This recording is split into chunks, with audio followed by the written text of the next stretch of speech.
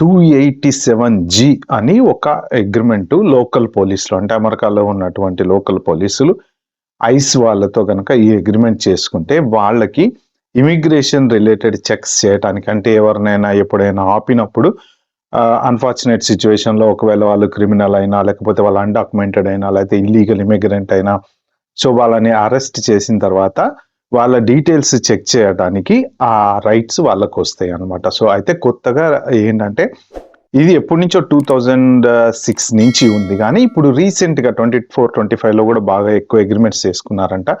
Present ఇప్పుడు ఈ కొత్త గవర్నమెంట్ వచ్చిన దగ్గర నుంచి ఏంటంటే ఈ అగ్రిమెంట్స్ ఎక్కువ జరుగుతున్నాయి. ప్రెసెంట్ 1036 స్టేట్స్లో ఈ స్టేట్ పోలీస్ వాళ్ళు కౌంటీ షెరీఫ్ పోలీసో లేకపోతే అక్కడ ఏ కౌంటీస్ ఉంటాయో వాళ్ళకి సంబంధించిన పోలీసులు ఈ ఐస్ వాళ్ళతోటి అగ్రిమెంట్ చేసుకుంటున్నారట.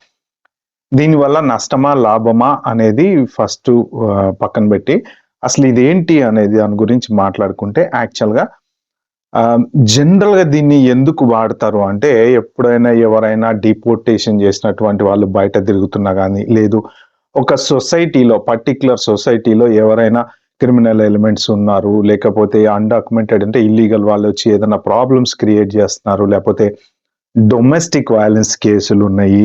సో ఇలాంటి వాటిలో వాళ్ళు ఏం చేయలేకపోతున్నారు. సో వీళ్ళని ఇమిగ్రేషన్ వాళ్ళకి లింక్ చేయడం కోసం వాడేటువంటిది అనమాట ఇది.